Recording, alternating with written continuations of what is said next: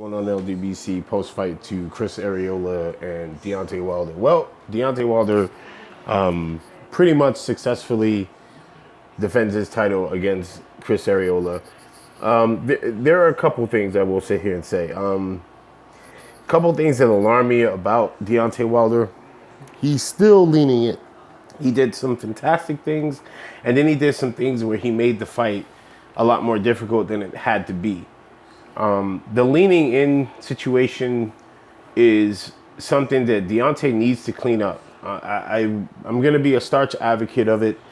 Deontay is a tall heavyweight. He needs to use his height at his advantage. When he was using the jab, he would use the jab, then left hook to the body. Use the left jab, then left hook to the body. And whenever he would use the jab, he was really effective. And I don't understand. I get it. Deontay wants to excite the crowd and get knockouts. And he wants to sell himself. But the thing is about Deontay is such a charismatic individual. He don't need to do that shit in the ring.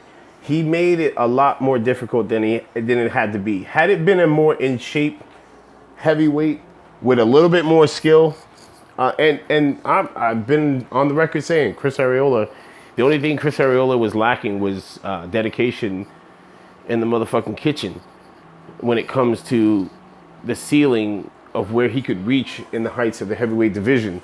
If it had been a fighter who was a little bit more dedicated to the sport, there could have been problems. Arreola did a lot of good things, especially when he would take away Deontay's distance.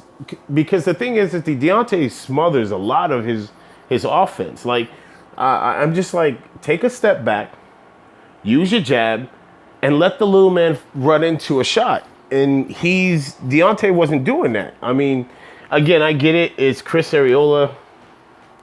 It's not going to be that much of a threat. But like Virgil Hunter was calling it, he was like, he needs to stop playing games. You cannot play games with the top heavyweights in the business.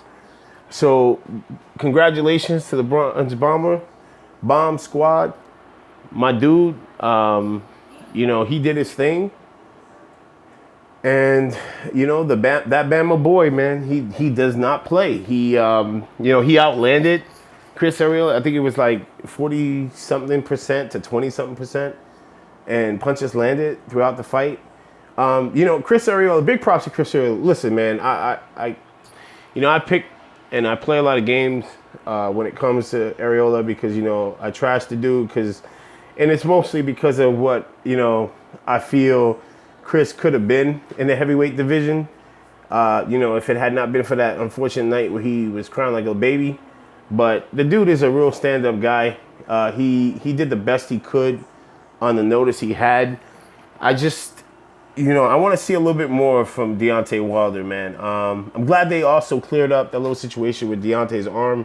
I was wondering what happened, man, because I was like, I'm looking at Deontay Wilder's arm, and I'm like, damn, what happened to...